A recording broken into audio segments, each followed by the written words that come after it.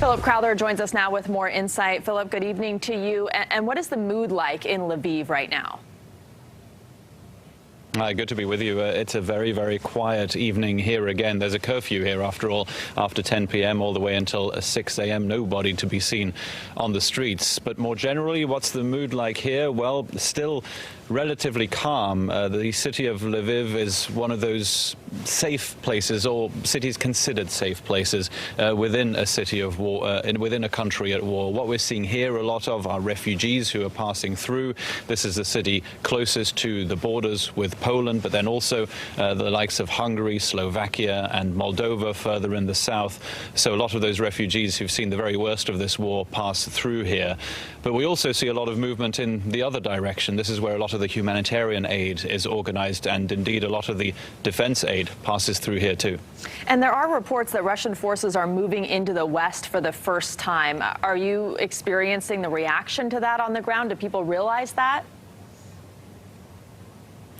Yeah, people are aware of it, and of course they know from this war that it's being fought largely in essentially the center of the country and in the east, around the capital city Kyiv, in the southeast around the city of Mariupol, and very little here in the west. Essentially the whole of the western Ukraine has been considered safe, essentially, so far. But that changed a night or two nights ago when two cities not too far from here, 130 kilometers or 150 kilometers away from here, were hit by airstrikes for the first time. Those cities are Ivano-Frankivsk in the south from here, Lutsk to the north as well. The Russian Defense Ministry is saying that two military airfields were hit and were taken out of action, says the Russian Defense Ministry. So this was the very first time, 2 nights ago, when we did get the feeling that this war definitely had the potential of creeping westwards. And we've heard air raid sirens here in Lviv as well over the last 2 nights, but no attacks here so far since the very start of this invasion of Ukraine, now just over 2 weeks ago. And Philip, satellite images showed that 40-mile-long Russian convoy seemed to be dismantled, but is it now regrouping? Yeah, more than anything, essentially the Russian forces, these tanks, these military vehicles, are fanning out a little bit around the suburbs of Kyiv to the northwest more than anywhere, the northeast as well, and moving south as well. Essentially what we're seeing here is a tactic that we've seen from Putin's forces before, already in this conflict, but also in others.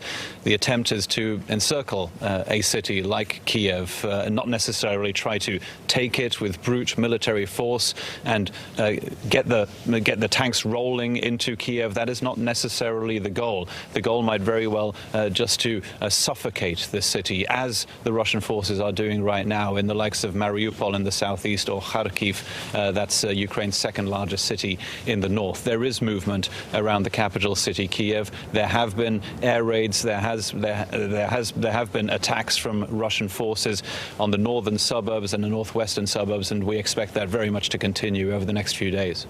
And about 1 million people a week fleeing their homeland. The refugee crisis is just staggering. How is the evacuation of civilians going now? Well, I'd like to say as smooth as possible, as smooth as things like that can go. This is a city through its mayor that said just a few days ago that it was a breaking point. 200,000 people who have fled the other parts of Ukraine arriving here in Lviv, adding to a population of 700,000 before the war began. That's an enormous amount of people, and too many. There's not enough accommodation for everybody. It's as simple as that. So you've got a lot of refugees arriving here after treacherous journeys. Maybe they have the luxury of a place to stay. There's a lot of humanitarian aid as well, but according to the mayor, just not enough. He says he needs more. There might be a place to stay for some, but others are trying to move on as quickly as possible to Poland, for example, where we were around a week ago, and there is some very well organized humanitarian support on that side of the border. Refugees very welcome right now in the likes of Poland, the country that has taken, that has accepted more than any other country with borders to Ukraine. Yeah, and despite all of this, all this sad and devastating news, Ukrainians still remain defiant. What do they tell you when you ask them about how all this ends?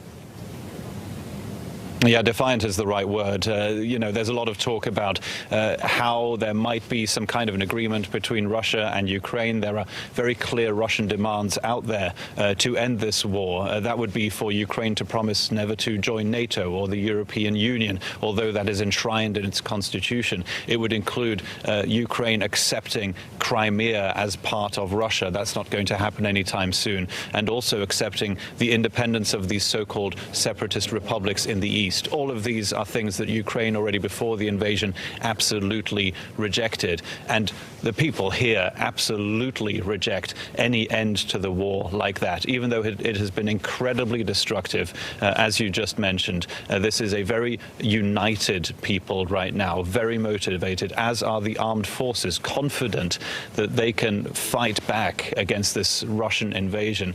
I don't think there is any interest right now from the Ukrainian government, or indeed from most of the Ukrainian people, with probably the exception of those who've seen the very worst and have been in besieged cities. I don't think there's any interest to essentially give up right now. Thanks for watching. Click the red subscribe button below so you can get more of NewsNation's fact-driven, unbiased coverage.